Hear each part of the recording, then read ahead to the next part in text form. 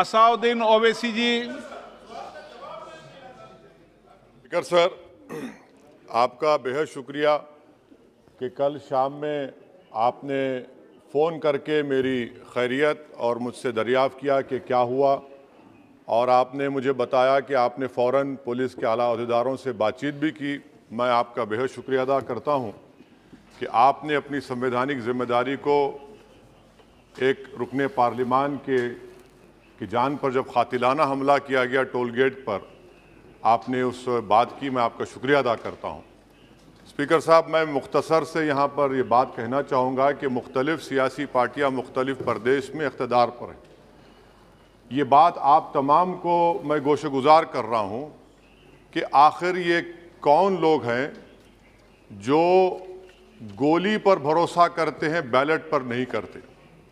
आखिर ये कौन लोग हैं जो इतना रेडिकलाइज हो चुके हैं कि इनको इस संविधान पर एतमाद नहीं रहा, उनको अंबेडकर के बनाए हुए संविधान के खिलाफ हैं, जो इतनी नफरत पैदा करते हैं।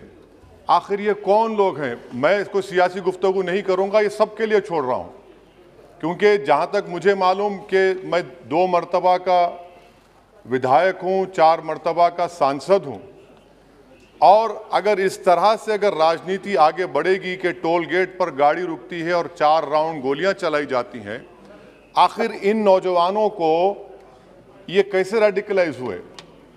और मैं सरकार से पूछना चाहता हूं कि क्या उन्होंने ये रेडिकलाइजेशन सैयद कुतुब की किताब पढ़कर रेडिकलाइज हुए, अब्दुल्ला अज़ाम की किताब पढ़कर रेडिकलाइज हुए, या अयमन अल ज़ोहरी की किताब पढ़कर रेडिकलाइज हुए? इसीलिए मैंने सरकार से 2015 में कहा था कि इंटरनल सिक्योरिटी डिपार्टमेंट MHA में, उसमें तमाम मज़ाहिब के लोगों का एक काउंटर सेल बनाइए आप। और सर, ये रेडिकलाइज हो चुके हैं तो भारत की इससे राइट विंग कम्युनिज्म और टेररिज्म बढ़ेगा।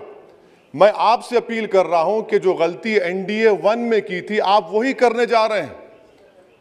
आपको नुकसान होगा, आपकी सरकार को नुकसान होगा, देश को तो, देश की सालिमियत को खतरा तो पैदा हो रहा है।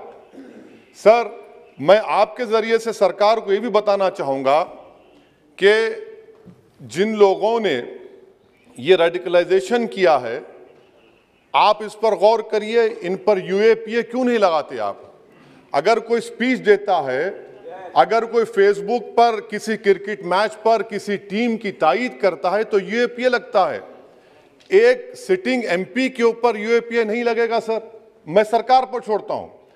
सर, चौथी बात यह है कि रेडिकलाइजेशन की जब बात होती है, हमने यहां पर एक कांग्रेस के बड़े नेता से सुना कि 2 भारत हैं दौलत के एतबार से। नहीं सर, भारत की दौलत मोहब्बत है। भारत की दौलत पैसों की दौलत नहीं है, भारत की दौलत मोहब्बत है।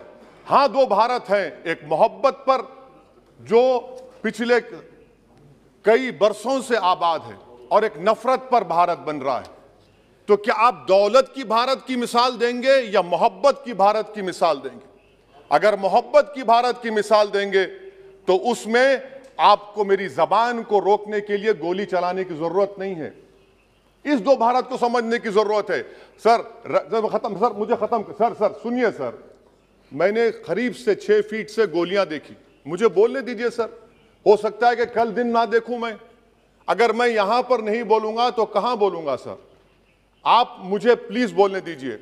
सर, मैं आपसे गुजारिश ये करना चाहूंगा कि आप हरिद्वार में, रायपुर में और इलाहाबाद प्रयागराज में मेरे बारे में क्या कहा गया? आपके नायबी की रिपोर्ट है ना, आप क्यों छुपा रहे उसको? देखिए, मैं मौत से नहीं डरने वाला हूं, हम सबको जाना है इस दुनिया से। बल्कि मैंने कह दिया कि मैं इस वतन में पैदा हुआ, मेरी मां की कोख से तो जमीन पर लिटाया गया। जब मेरी आंख बंद हो जाएगी तो इंशाल्लाह औरंगाबाद की जमीन मुझे दफनाया जाएगा। मगर मैं आपसे अपील करना चाह रहा हूं सरकार से सर, कि जो कुछ बातें की गई हैं उसको देखिए। मैं Z कैटेगरी सिक्योरिटी नहीं चाहिए मुझे, मैं हरगिज नहीं चाहिए मुझे। मैं 94 से पॉलिटिक्स में हूं, मैं आजाद जिंदगी गुजारना चाहता हूं। मैं घुटन के साथ जिंदा नहीं रह सकता इस दुनिया में। मुझे जिंदा रहना है तो अपनी आवाज उठाना है, मुझे जिंदा रहना है तो सरकार किसी के उनके खिलाफ बोलना है, और अगर गोली लगती है तो मुझे कबूल है, मगर मैं घुटन की जिंदगी नहीं गुजार सकता सर। मेरा मानना यह है कि संविधान में अगर देश के गरीबों को, मजलूमों को, अल्पसंख्यक समाज को सिक्योरिटी मिलेगा तो मुझे मिलेगी। सर, आपकी चिंता हमें है ना सर, इसलिए सिक्योरिटी दे रहे हैं सर, आपको नहीं सर, देश के गरीब बचेंगे तो मैं बचूंगा। ओवैसी की जान इखलाक पीलू से बढ़कर नहीं है सर। ओवैसी की जान उस वक्त बचेगी जब गरीब की जान बचेगी। इसीलिए मैं आपके जरिए सरकार से अपील करना चाहूंगा कि सर, इस नफरत को खत्म करिए, इस नफरत को खत्म करिए और इस पर आप गौर करिए।